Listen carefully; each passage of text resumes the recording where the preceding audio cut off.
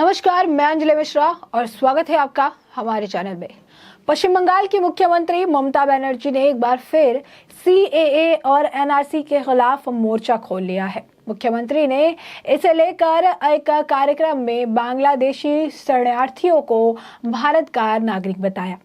केंद्र सरकार पर हमला करते हुए पश्चिम बंगाल के मुख्यमंत्री ममता बनर्जी ने कहा कि कई बार उन्हें ये कहा जाता है कि वह भारतीय नागरिक नहीं है, लेकिन अगर वे भारतीय नहीं है तो उन्होंने वोट कैसे दिया। सीएम ममता ने ये बातें शरणार्थियों के भूमि के पट्टे वितरण को लेकर एक कार्यक्रम के दौरान कही। मोदी सरकार पर हमला करते हुए सीएम ममता ने कहा कि सीएए और एनआरसी के नाम पर लोगों को गुमराह किया जा रहा है।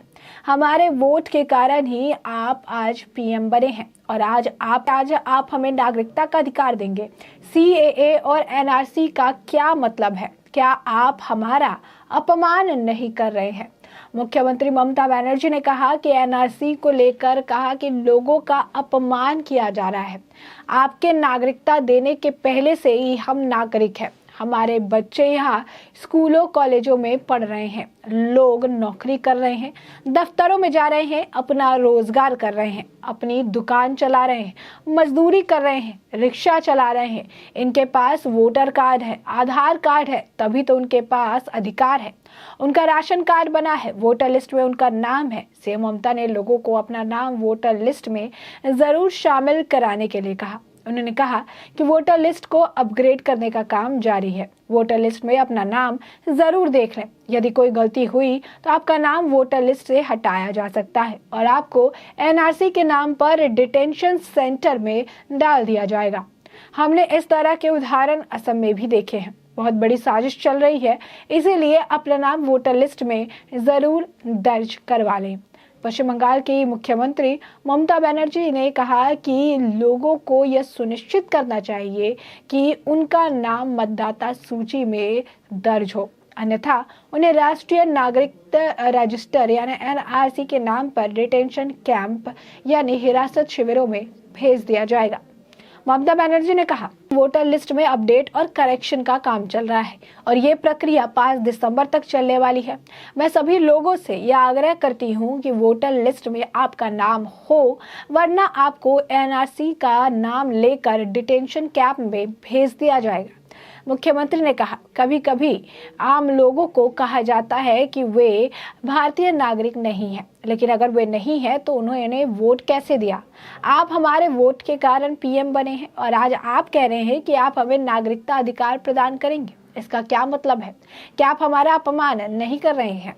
इस महीने की शुरुआत में पश्चिम बंगाल भारतीय जनता पार्टी यानी भाजपा के अध्यक्ष सुकांत मजूमदार ने कहा कि राज्य में नागरिकता संशोधन अधिनियम लागू किया जाएगा और अगर मुख्यमंत्री ममता बनर्जी इसका विरोध करती है तो यह देश की संप्रभुता को चुनौती देने जैसा होगा। एएनआई से बात करते हुए मजूमदार ने कहा कि नागरिकता अधिनियम संसद के दोनों सदनों से पहले ही पारित हो चुका है और अब यह केंद्र सरकार के पास है।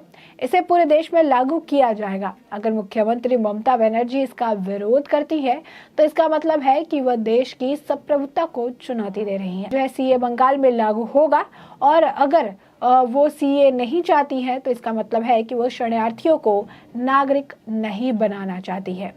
उन्होंने इस पर लेकर आपको बता दें कि मुख्यमंत्री ममता बनर्जी ने जोर देकर कहा था कि वह पश्चिम बंगाल में सीएए को कभी लागू नहीं होने देगी। उन्होंने आगे आरोप लगाया कि भाजपा आगामी गुजरात विधानसभा चुनावों पर नजर रखते हुए सीएए और राष्ट्रीय नागरिक रजिस्टर यानी एनआरसी पर बयानबाजी कर रही है। भाजपा के खिलाफ आरोपों की एक श्रृंखला में तृणमूल कांग्रेस सुप्रीमो ने कहा कि केंद्र में सत्तारूढ़ पार्टी का एक अलग राज्य की मांग उठाकर पश्चिम बंगाल में अलगाववाद को उकसाने की कोशिश कर रही है। वो कभी भी बंगाल के विभाजन की अनुमति नहीं देंगी।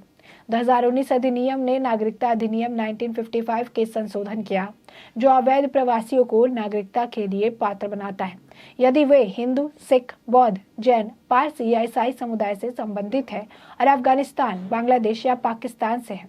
ये केवल 31 दिसंबर 2014 को या उससे पहले भारत में प्रवेश करने वाले प्रवासियों पर लागू होता है। संशोधन के अनुसार पूर्वोत्तर के कुछ क्षेत्रों को प्रावधान से छूट दी जाएगी।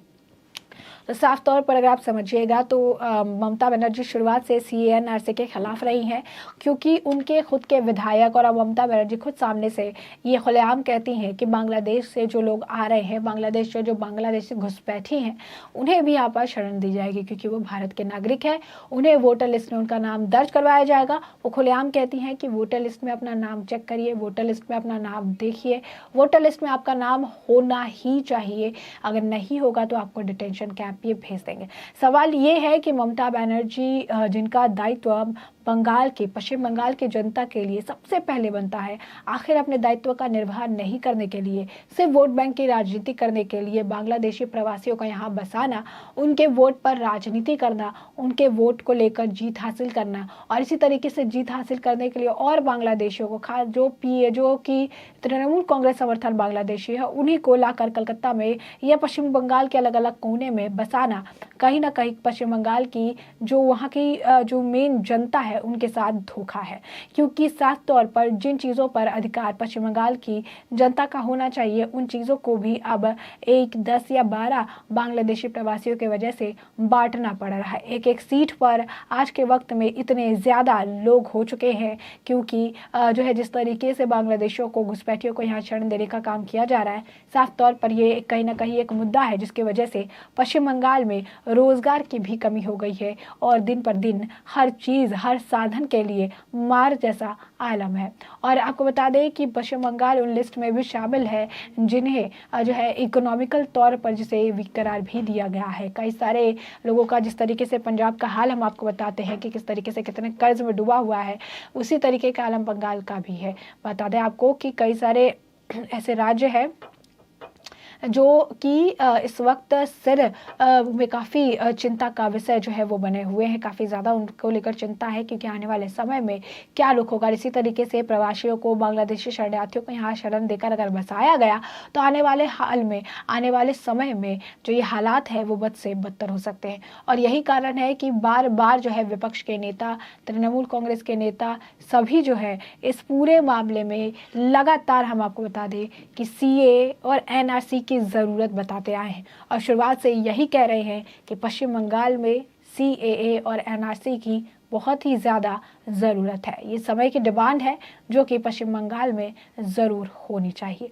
दूसरी तरफ पश्चिम बंगाल की ममता बनर्जी सरकार है जो साफ तौर पर कहती है कि पश्चिम बंगाल में हम CAA और NRC लागू नहीं होने देंगे, हम सिर्फ और सिर्फ बांग्लादेशी घुसपैठियों को बसाते रहेंगे, यहाँ पे उन्हें वोटर ID में इनका नाम जुड़वाते रहेंगे, इसके अलावा जो है सारा काम करेंगे, लेकिन CA-NRC के खिलाफ ही हम रहेंगे, CA-NRC यहाँ लागू नहीं होने देंगे। आपको बता दें कि बीजेपी के IT सेल के प्रमुख अमित मालविया ने भी एक ट्वीट जारी किया। पुराना ट्वीट है, अमित शाह उसमें ये कह रहे हैं कि कोरोना की वजह से CA लागू नहीं हो पाया, लेकिन जल्द से ये लागू करेंगे। नीचे में उन्होंने कोट करके लिखा कि शायद ममता बनर्जी ये सारी चीज़ें सुन रही हैं। तो अब ये देखना काफ़ी दिलचस्प होगा कि आने वाले समय में पश्चिम बंगाल की ममता बनर्जी सरकार क्या कुछ रुख जो है NRC और CA के खिलाफ अपनाती नजर आती हैं और इससे जो है क्या चीज़ें अदल बदल देखने के लिए मिलती है। फिलहाल के लिए हमने आपको जो पूरा मामला है वो बड़े विस्तार से बताया है कि ये पूरा मामला क्या है, और अब इस पूरे मामले पर आपकी भी जो राय हो हमें कमेंट सेक्शन में कमेंट करके ज़रूर साझा करें।